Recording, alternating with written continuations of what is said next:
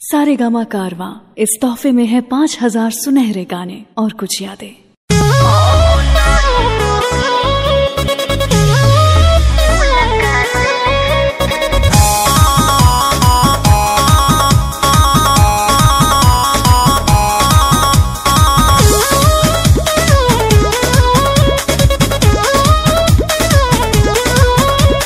एक बारी कोला मिलना ससुरा जाए से पहले, अब तबा बड़ी मुश्किल सच बतिया कहिले। सुनो तारा अब का सुनो, अब तो हमारा सबर के बांध जान टूट गइल बा। अब तो हमारा सबर के बांध जान टूट गइल बा। अब नहीं होगी मुलाकात, रात के सगुन उठ गइल बा।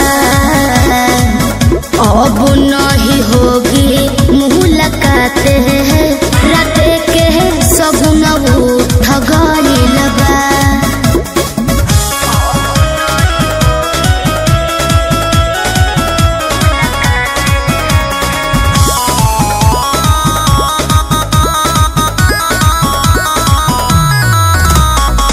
कैसे दीवाना जानू तोहरोई जी हो, याद में तुहरा गम के आंसू घुट घुट के पी हो।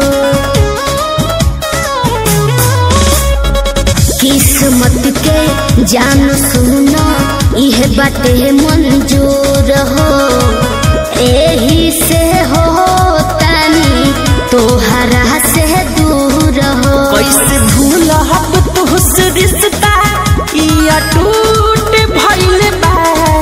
कैसे भूल हब तुहसे रिश्ता या टूट भइल बा।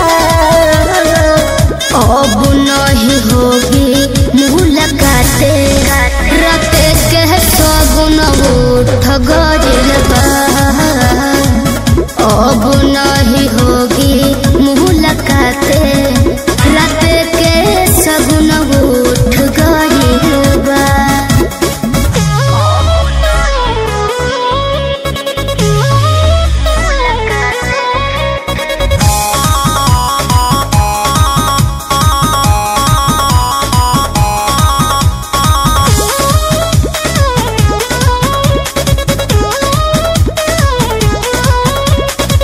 ए लसिया सुख के सोना ठुकरा के प्यार हो, मिठू मारसल के डोली में चढ़ के चली जाइबू ससुराल हो।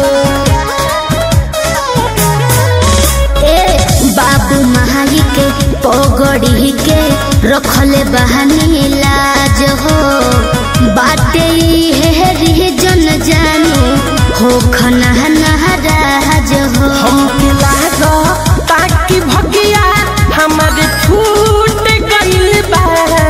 हमके लागो ताकि भगिया हमारे फूट गइल बा।